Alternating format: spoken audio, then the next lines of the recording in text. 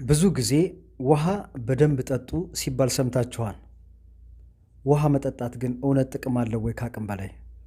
ለመሆኑ ከአቅም በላይ ውሃ መጠጣት የሚያመጣቸው የጤና መዘዞች ምንድን ናቸው?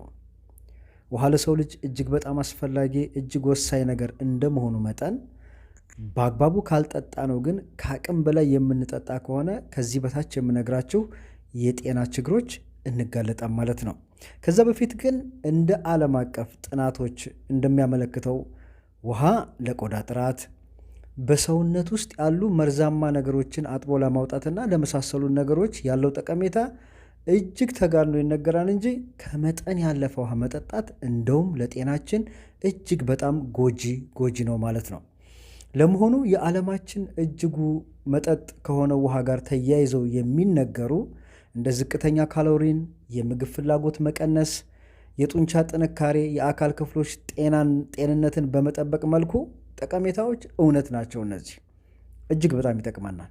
በትክክል እነዚህ ሁሉ እውነት ናቸው። ሆኖም ግን እዚህ ነገር ቁልፉ ጥያቄ የምንጠጣው ውሃ በቂ ነው ወይስ ደግሞ ከበቂ በላይ ነው ወይ ነው። ከበቂ በላይ ውሃ እየጠጣን ከሆነ ከዚህ በታች ያሉትን ችግሮች በእኛ ላይ ይስተናግዳሉ ማለት ነው። የመጀመሪያው ውሃ የመመረስ ችግር ነው። በተለይ በውሃ የመመረስ ችግር ነው። ምናልባት እንግዲህ ውሃ ይመረዛን እንዴ ብላችሁ ልጠይቁ ትችላላችሁ። አዎ በውሃ የመመረስ ችግር አለ። ምናልባት ሰውነታችን ውሃ በዛበት ሲባል ሊገርማችሁ ይችላል። ይህ ችግር ሃይፖናትሪሚያ የሚባል ሲሆን በአደገኛ ሁኔታ በደም ውስጥ ያለውን የጨው መጠን ዝቅተኛ ሲሆን የሚፈጠር ችግር ነው። ይህም ኩላሊታችን ሊያጣራው ከሚችለው በላይ ውሃ ስንጠጣ የሚከሰት ችግር ነው ማለት ነው። ሌላው ሁለተኛው ከመጠን በላይ ላብ ማላብ ነው። ከመጠን በላይ ውሃ መጠጣት ከመጠን በላይ ላብ እንዲፈጠር ያደርጋል ማለት ነው።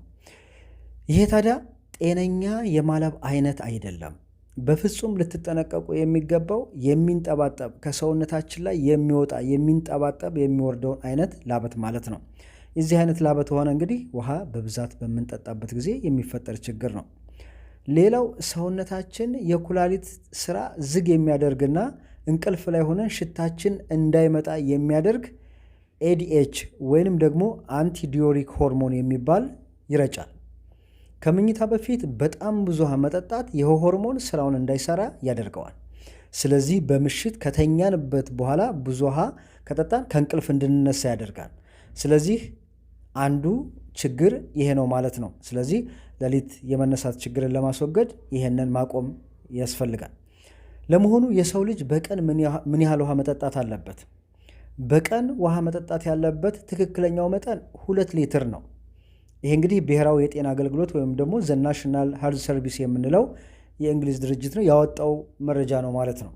ስለዚህ አንዳንድ ቦታ ላይ ሙቀት የበዛበት ቦታ ላይ ብዙ ላበት ከሰውነታችን የሚወጣ ከሆነ እስከ 2 ሊትር ተኩል መጠጣት፣ እንዲሁም በጣም ብርዳማ ከሆነ ቦታ ግን ከ1.6 እስከ 2 ሊትር ባለው ጊዜ ውስጥ እንዲጠጡ ይመከራል።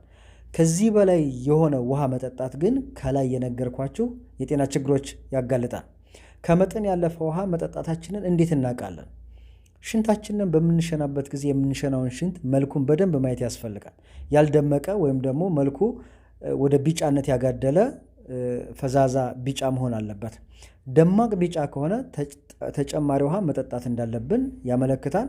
በጣም ፍዝዝ ያለ ወይም ደግሞ ጥርት ያለ ውሃ የሚመስል ከሆነ ደግሞ ከመጠን በላይ ውሃ መጠጣታችንን ያመላክታል ማለት ነው። የተወደዳችሁና የተከበራችሁ የጆሲ ሚዲያ ቤተሰቦች ዛሬ እንግዲህ ብታዳምጡት ያልኩት ውሃን አብዝቶ መጠቀም የሚያመጣቸው ጉዳቶች ነው። ሁሉም ነገር ምግብም ቢሆን አብዝቶ መጠቀም ብዙ የጤና ጉዳቶች አሉት። ሁሉም ነገር በልክ ካልተጠቀምነው ጉዳቱ የከፋ ይሆናል ማለት ነው። ነገ በሌላ መረጃ ተመልሰን እስከምንገናኝ በሰላም እንገናኝም ብላችሁ እኔም አብሬያችሁ የቆየሁት ጆሲ ነበርኩ። መልካም ምሽት።